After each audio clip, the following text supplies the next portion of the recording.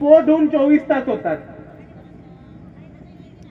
तो कोणतेही terrorist organisation, कोणतीही दहशतवादी संघटना क्लेम करत नाही की आम्ही केला.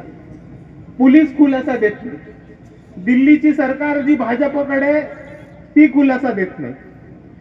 या देशाचं गृह खातं, ज्याच्या गृह खात्याचे मंत्री अमित शहा आहेत, ते कोणताही खुलासा देत नाही.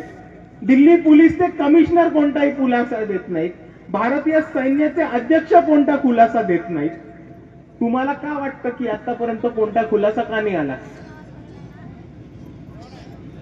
तुम्हाला का वाटतं अजून कोणताही खुलासा या लोकांनी का नाही दिला?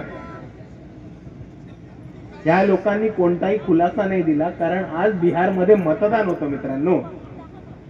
मतदानाच्या आधी दहशतवाद, बॉम्ब ब्लास्टची भीती आणि मुसलमानांना आणि बहुजनांना देश दाखवण्याचं राजकारण हे भाजपचं जुनं राजकारण आहे आणि हे षडयंत्र ओळखा आपण सर्वांनी.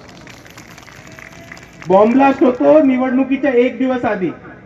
कोणताही तपासाची खुलासा बाहेर नाही, त्या तपासाची माहिती बाहेर नाहीये. स्फोटक मिळाले का माहित नाही, कोणती एजन्सी होती का माहित नाही. आणि त्यातून माझा सर्वात महत्वाचा प्रश्न येतो की हे स्फोट करणारे बाहेरचे होते म्हणजे भारत देशाच्या बाहेरचे होते का भारत देशाच्या आतमधले होते, याचा पण आपल्याला खुलासा कळत नाही. कारण ह्या भारत देशामध्ये सुद्धा एक दहशतवादी संघटना आहे आणि त्या दहशतवादी संघटनेचं नाव आहे RSS.